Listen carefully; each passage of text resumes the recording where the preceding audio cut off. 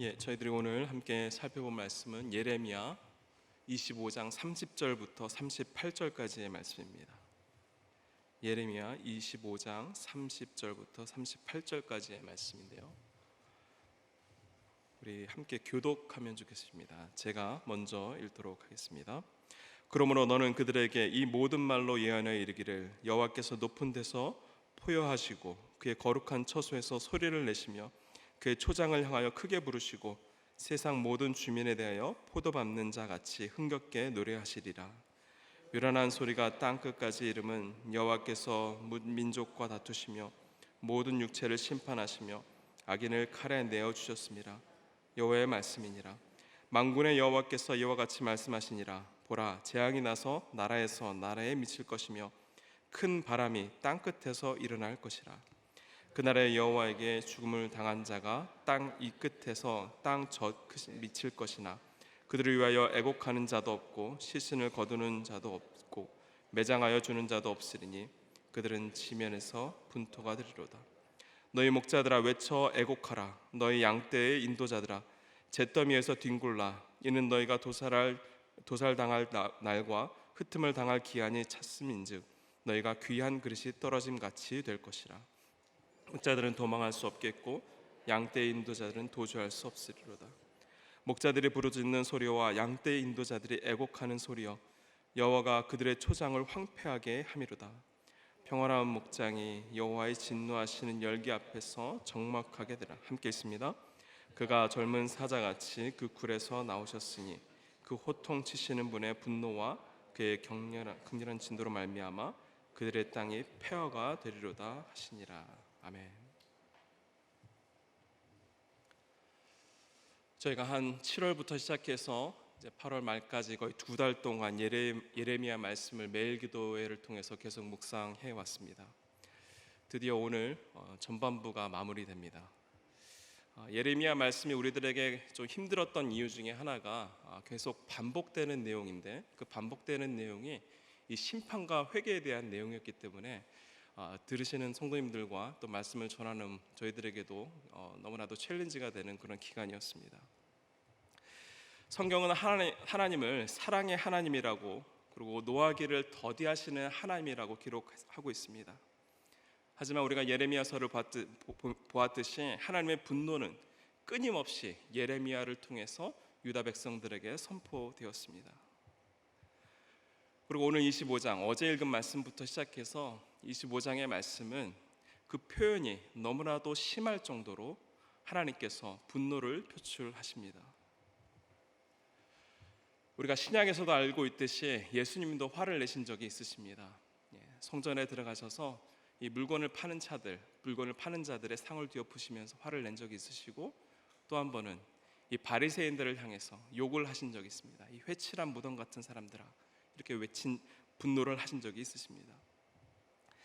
이 사랑의 하나님이 어떻게 화를 내실 수 있을까라는 질문에 이 빌리 그레함 목사님께서 인터뷰하신 내용이 있었습니다. 빌리 그레함 목사님의 핵심은 이 인간의 분노와 하나님의 분노는 다른 점이 있다는 것입니다. 인간의 분노는 누군가 나를 공격했을 때, 또 내가 원하는 일이 잘 안 이루어졌을 때, 또 내가 원하는 일을 누군가가 방해했을 때, 그때 화가 난다는 것입니다. 이 분노의 중심에는 바로 내가 있었고 그것의 중심에는 바로 이기적인 마음이 있다는 것입니다. 반면에 하나님의 분노는 이 하나님 자신을 위한 것이 아니라 바로 죄에 대한 분노입니다. 죄가 하나님과 사람 사이를 갈라놓고 또 사람과 사람 사이를 갈라놓기 때문입니다. 다시 말하면 사랑의 관계를 미움의 관계로 만들어버리기 때문에 하나님이 가장 싫어하시는 것입니다. 그래서 하나님의 분노는 이기적인 분노가 아니라 이 사랑의 관계를 다시 회복하는 거룩한 분노라는 것을 우리는 알 수 있습니다. 오늘 예레미야 25장은 정말로 화가 난 하나님의 모습을 담고 있습니다. 더 이상의 회복의 기회가 주어지지 않는 것처럼 보입니다. 오늘 25장에 하나님이 분노하심의 내용을 살펴보면서 이 하나님의 진심을 깨닫는 그런 말씀이 되기를 소망합니다. 첫 번째로 이 하나님의 분노, 말씀을 통해서 하나님의 분노를 통해서 주시는 교훈은 하나님의 분노를 통해 심판의 범위가 있는데 그 심판의 범위는 피할 수 없는 심판이라는 것을 우리들에게 교훈하고 있습니다. 우리 30절의 말씀을 보시면 그러므로 너는 그들에게 이 모든 말로 예언해 이르기를 여호와께서 높은 데서 포효하시고 그의 거룩한 처소에서 소리를 내시며 그의 초장을 향하여 크게 부르시고 세상 모든 주민에 대하여 포도 밟는 자 같이 흥겹게 노래하시리라.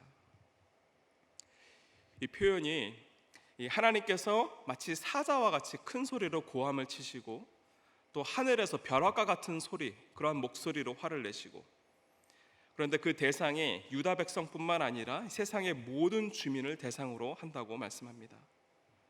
그리고 그들에게 내려질 심판이 마치 이 포도즙을 짤 때 이 포도를 짜게 되면 거기서 즙이 나오게 되는데 그 즙이 마치 이 전쟁을 통해서 피가 흘려지는 그러한 모습을 닮은 모습처럼 하나님의 심판이 그렇게 무섭다라는 것을 이야기하고 있습니다. 어제부터 봤던 말씀 중에는 이 진노의 잔에 대한 표현이 많이 나왔습니다. 이 진노의 잔이 처음에는 이 유다 백성들에게 먼저 임하지만 그 다음에는 그 주변 나라들이 차례대로 그 진노의 잔을 마실 것이라고 기록되고 있습니다. 이렇게 하나님의 심판은 피할 사람이 없다라는 것입니다. 모든 사람이 그 심판의 대상이 된다라는 것입니다. 그리고 이 심판의 과정을 32절에서 말씀하십니다. 31절에서 말씀하시기를 요란한 소리가 땅 끝까지 이름은 여호와께서 뭇 민족과 다투시며 모든 육체를 심판하시며 악인을 칼에 내어 주셨습니다. 여호와의 말씀이니라. 이 말씀 가운데에 이 다투다라는 말이 나오는데 이것은 전쟁이 아니라 논쟁하다라는 의미를 갖고 있습니다.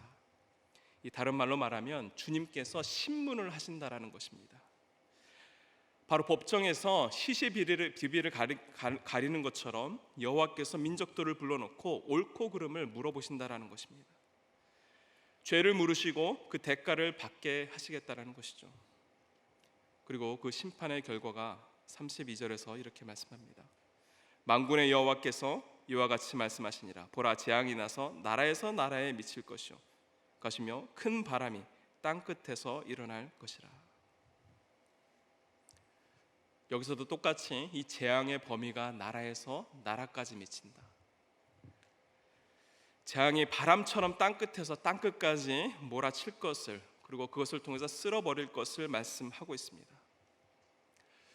여러분들이 최근에 뉴스를 통해서 보셨듯이 하와이 화재를 보신 분들 많이 계실 줄 압니다. 이 하와이에서 일어난 화재가 이 작은 불씨로 시작되었지만 갑자기 이 허리케인이 불면서 갑자기 그 해변 주변에 있는 모든 집들을 다 태워버렸습니다. 114명의 사람이 사망을 했고 850명이 아직 실종자로 기록되고 있습니다. 그리고 어떤 사람들은 그 불을 피하려고 바닷속으로 뛰어들었고 8시간 동안이나 바닷속에 있었다라는 그런 뉴스를 본 적이 있습니다. 하와이의 이런 화재는 자연재해였지만 오늘 말씀 속에서 이 하나님이 내리는 심판, 하나님이 내리는 재앙은 이 땅 끝에서 큰 강풍이 불어서 이 재앙의 범위가 전 세계에 미칠 것이라는 것을 말씀하고 있습니다. 이 하나님의 화는 이 먹이를 찾는 사자처럼, 포도를 밟는 자처럼, 또 강풍처럼, 법정의 재판관처럼 전 세계에 미칠 것이라는 것을 말씀하고 있는 것이죠. 한마디로 철저한 심판입니다. 철저한 심판을 누구도 피할 수 없다라는 것을 보여주고 있습니다. 우리가 가끔 이 전쟁 영화를 보게 되면 이런 장면이 나옵니다. 이 적군에 의해서 이 아군이 다 죽게 되었는데 어떤 병사가 죽은 척하면서 그 위기를 모면하는 장면을 보신 적이 있는 줄 압니다. 정말 운이 좋은 것이죠. 그런데 이렇게 운이 좋은 경우는 하나님의 심판에서는 절대로 발생할 수 없다는 것입니다. 하나님을 믿는 척해서 구원받을 수 없고 예수님을 믿는 척해서 하나님의 심판을 피할 수 없다는 것입니다. 이 심판을 너무나도 무서운 것이지만 이 심판을 통해서 가짜와 진짜가 구분이 나게 되어 있습니다. 하나님께서는 마지막 날에 우리 구원에 대해서 신문하십니다. 분명히 악과 선을 구분하십니다.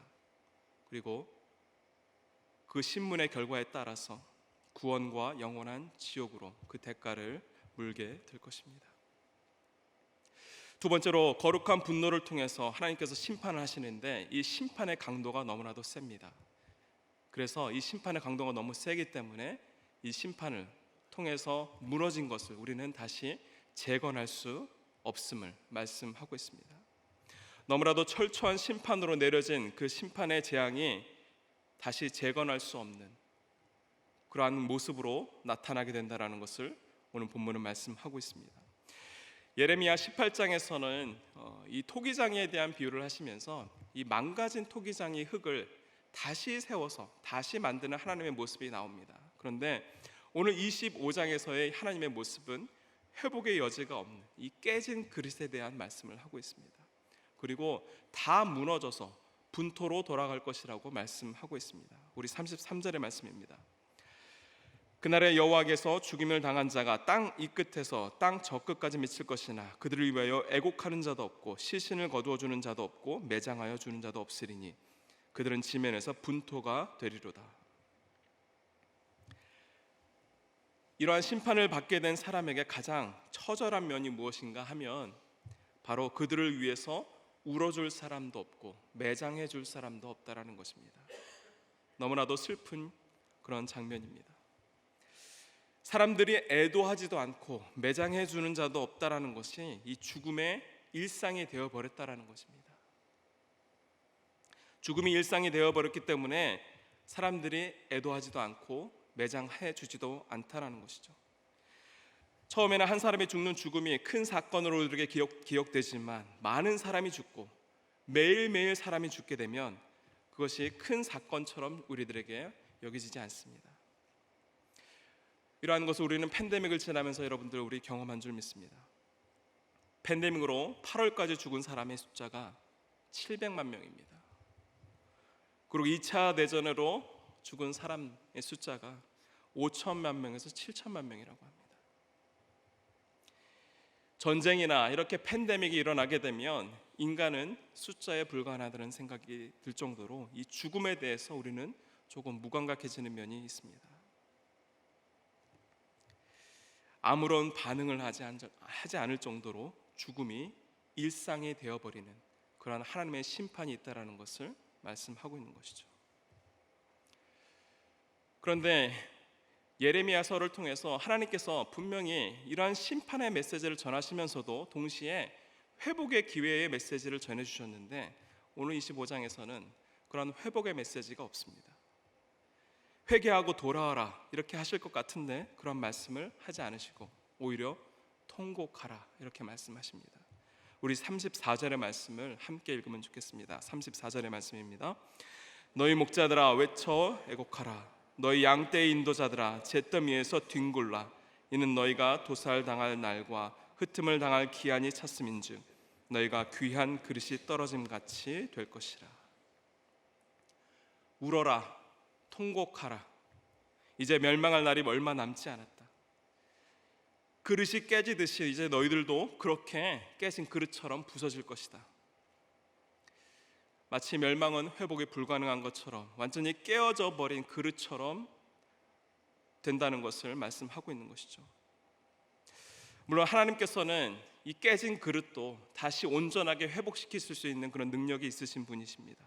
그런데 오늘 하나님께서 말씀하시는 하나님의 진노는 이 미래에 대한 회복의 기대가 전혀 없습니다. 너무나도 절망적이라는 것을 보게 됩니다. 이렇게 회복이 불가능한 심판이라는 것을 말씀하는 것은 그만큼 그들의 제약이 끝까지 찼다라는 것을 말해 줍니다. 그리고 이러한 재앙의 끝을 말씀하시는데 오늘 마지막으로 말씀을 통해서 주시는 이 하나님의 분노에 대한 말씀인데요. 이 거룩한 하나님의 분노에 대해서 내려지는 이 심판은 그 누구도 핑계를 댈 수 없다라는 것을 말씀하고 있습니다. 하나님의 심판에 책임을 물으실 때에 그 누구도 핑계를 댈 수 없습니다. 하나님은 먼저 이 지도자들에게 그 심판을, 이 책임을 묻습니다. 지도자들이 심판의 대상이 되는 이유는 이 하나님의 말씀 위에 자신들의 생각을 얹었고, 또 하나님의 호소와 경고에도 불구하고 자신들의 생각대로 그들의 백성들을 인도했기 때문입니다.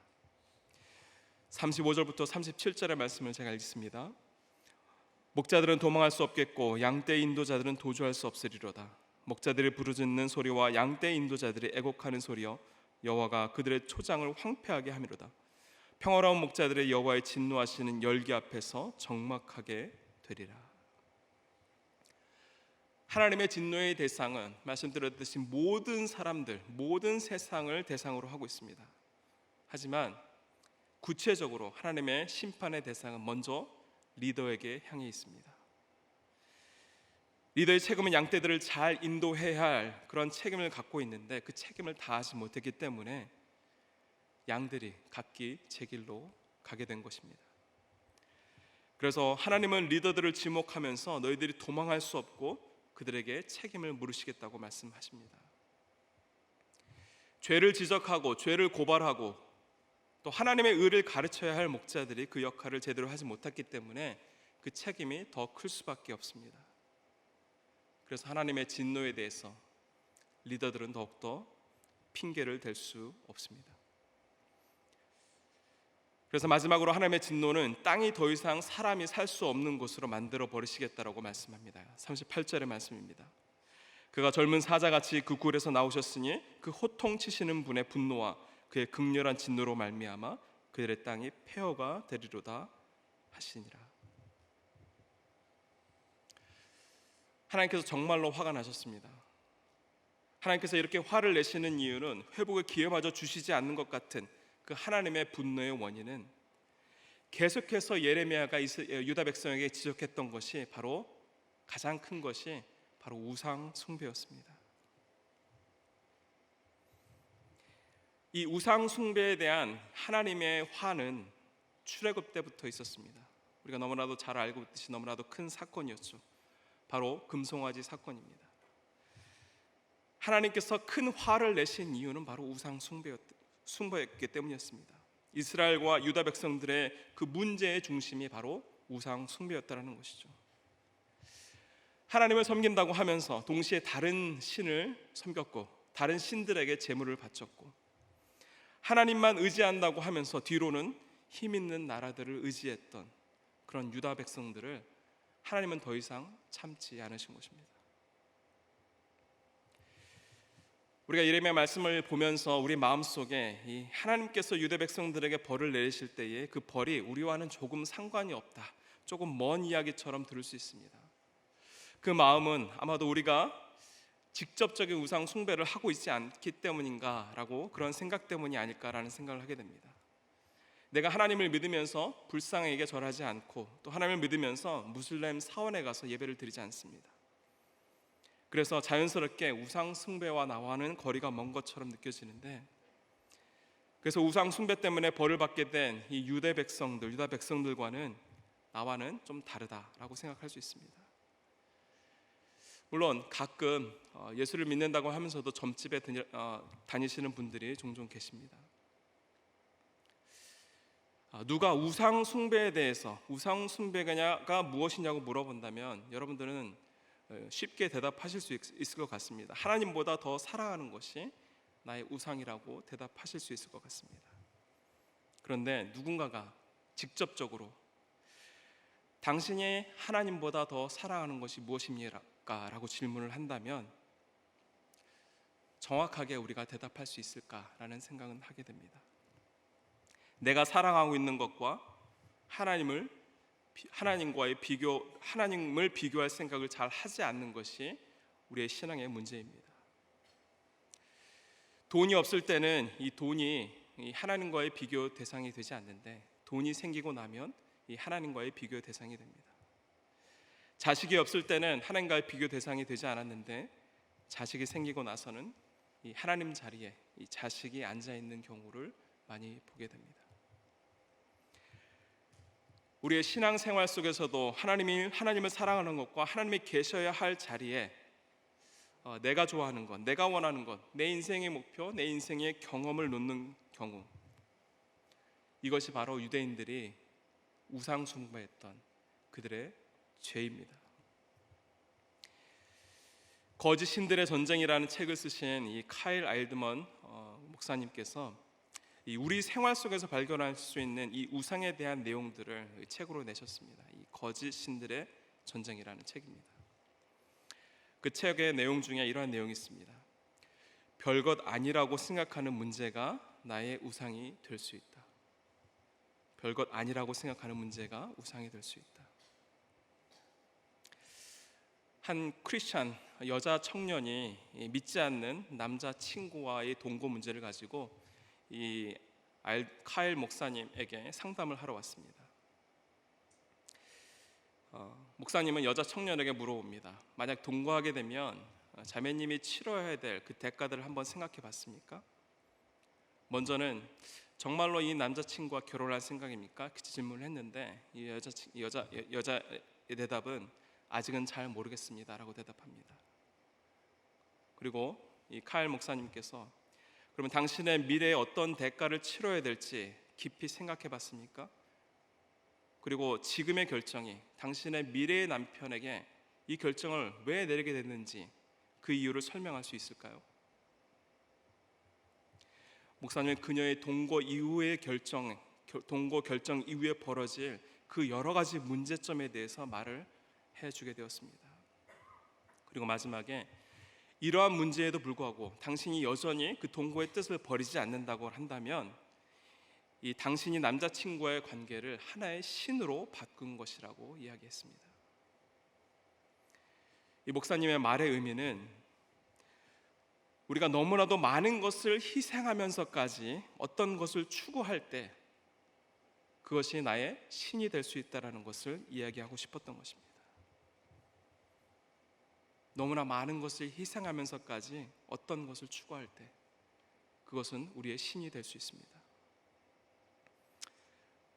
그러면서 카일 목사님이 이 말씀을 하십니다. 우상 숭배는 많은 죄 가운데 하나가 아닙니다. 다른 모든 죄를 낳는 큰 죄입니다.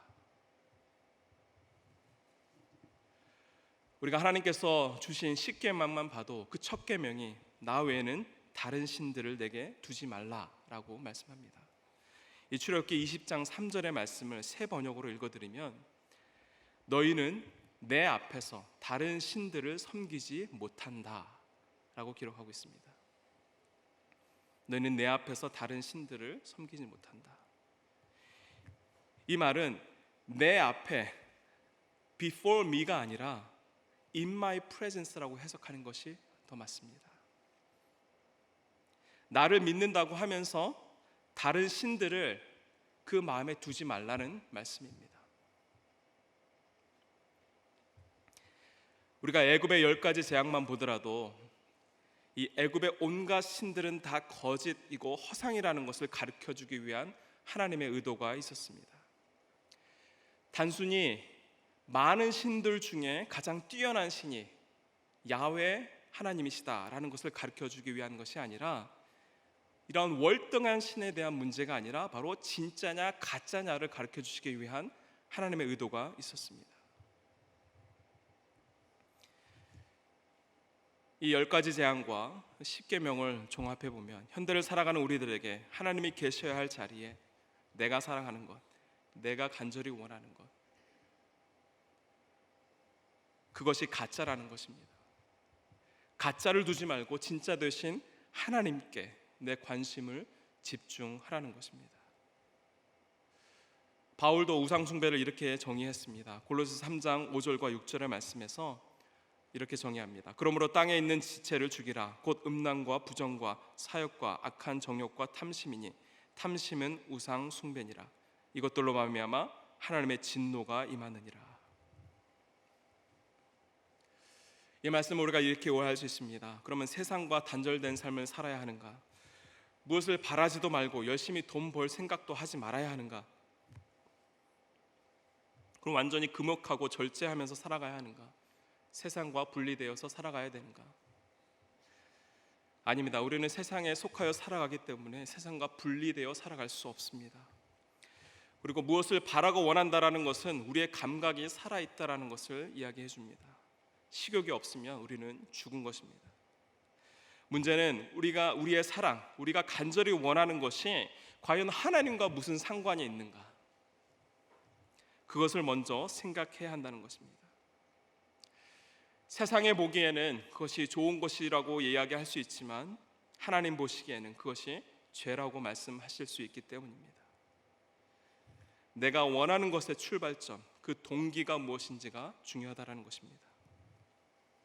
이러한 면에서 이 우상 숭배의 문제는 우리의 삶의 뿌리를 보게 합니다. 무엇 때문에 살고 있는가? 무엇을 위해서 살아가고 있는가? 오늘 예레미야 25장의 말씀에서 하나님의 화를 통해서 우리가 깨닫게 되는 것이 있습니다. 어떤 부부 중에 이렇게 자랑하시는 부부들이 있어요. 우리는 한 번도 부부싸움을 하지 않았다.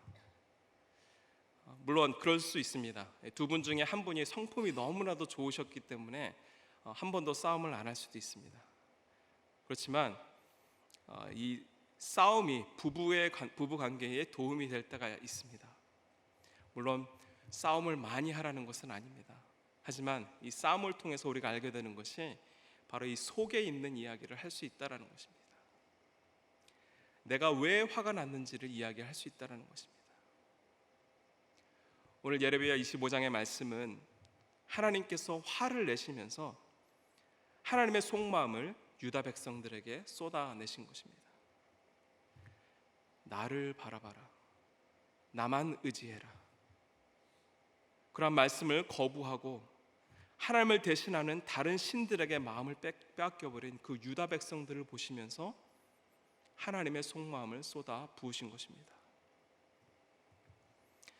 이러한 면에서 이 하나님의 거룩한 분노를 조금 깊게 생각해 보면 하나님의 분노는 분명히 사랑에서 나온 분노라는 것을 우리는 깨닫게 됩니다.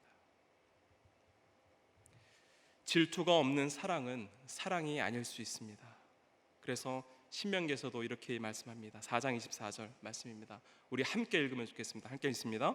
내 하나님 여호와는 소멸하는 불이시요 질투하시는 하나님이시니라. 이 질투와 소멸하는 불을 동시에 이야기하고 있습니다. 질투는 다른 말로 말하면 열심을 내는 것입니다. 사랑의 열심이라는 것이죠. 배우자가 바람을 피워도 아무런 감정을 느끼지 못한다면 그것은 진정한 사랑이 아닙니다. 사랑의 특성 중에는 열심이 포함되어 있습니다. 그래서 질투는 나쁜 감정이 아니라 사랑의 다른 표현이라고도 할 수 있습니다. 오늘 예레미야 25장의 말씀만 봐도 회개하면 돌아올 수 있는 기회를 주시는 그런 하나님의 말씀이 아닙니다. 하나님은 말없이 이스라엘 백성들을 치실 수 있는 분이십니다. 그냥 치시면 되는데 그런데 너희들을 이렇게 심판하겠다라고 말씀하시는 그 말 속 안에 하나님의 그 속마음이 담겨져 있는 것이죠. 돌아와라. 노하기를 더디하시는 하나님이시지만 한번 분노하면 흔적도 없이 망하게 할 수 있는 그러한 분이 너희들을 이렇게 심판하겠다. 그 마음 속에, 그 분노 속에는 분명히 하나님의 사랑이 담겨져 있습니다.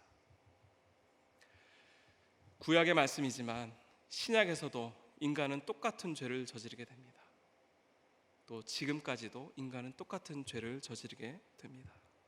끊임없이 이 우상 숭배의 끈을 놓지 못합니다. 하나님은 이렇게 돌아오지 않는 인간들을 끝까지 참으시다가 결국 하나님께서 선택하신 방법이 그의 진노의 잔을 직접 그 아들에게 내리신 것입니다. 마태복음 26장 37절부터 39절까지의 말씀입니다. 베드로와 세베대의 아들 두 아들을 데리고 가실새 고민하고 슬퍼하사 이에 말씀하시되 내 마음이 매우 고민하여 죽게 되었으니 너희는 여기 머물러 나와 함께 깨어 있으라 하시고 조금 나아가서 얼굴을 땅에 대시고 엎드려 기도하여 이르시되 내 아버지여 만일 할만하시거든 이 잔을 내게서 지나가게 하옵소서. 그러나 나의 원대로 마옵시고 아버지의 원대로 하옵소서 하시고, 예수님의 마음조차 이 하나님의 진노의 잔을 마시는 것은 너무나도 감당하기 힘든 일이었습니다. 예수님의 표현대로 죽을 만큼 힘드셨다라고 표현하셨습니다. 하나님의 진노는 이 죽을 만큼 너무나도 힘든 것이어서 예수님도 그것을 지나가게 해달라고 기도했지만 결국 예수님은 그 진노의 잔을 마셨고 그 온몸에 우리가 받아야 할 모든 진노를 다 받으셨습니다. 그런데 예수님은 그 잔이 진노의 잔이라는 것을 알고 계셨고, 그것이 바로 십자가의 잔이라는 것도 알고 계셨습니다. 우리가 기억해야 할 것은 이 예레미야가 살던 시대와 또 지금 우리가 살아가고 있는 시대가 많이 비슷합니다. 여전히 변하지 않는 우리 인간들, 여전히 자신의 행복만을 추구하면서 살아가는데, 나의 만족만을 위해서 살아가는 우리들에게 하나님은 화를 내실 수 있는 분이십니다. 예수님께서 아버지 하나님에게 간절히 기도한 내용이 우리가 우상 숭배로부터 벗어날 수 있는 방법입니다. 나의 원대로 마시고 아버지의 원대로 하옵소서. 내가 원하는 방법이 있고 나에게 익숙한 환경이 있고 나의 인생의 목표가 있는데 그것이 과연 하나님과 무슨 상관이 있는가? 이 질문조차 하지 않는다면 우리 마음 가운데에 우상 숭배의 씨앗이 뿌려진 것입니다. 우리 모두가 하나님을 미소짓게 하는 우리의 삶이 되기 원합니다. 하나님의 분노를 자각하는 우리의 고집과 위선을 버리고 우리를 대신해서 진노의 잔을 마셔주신 그 예수님의 참 사랑과 은혜를 기억하면서 날마다 하나님을 기쁘게 하는 삶, 또 하나님을 내 삶의 중심에 모시고 살아가는 그런 삶 살아갈 수 있는 열려있는 모든 가족들 또한 제가 되기를 주님의 이름으로 축원합니다. 우리 말씀을 생각하시면서 한번 기도하면 좋겠습니다.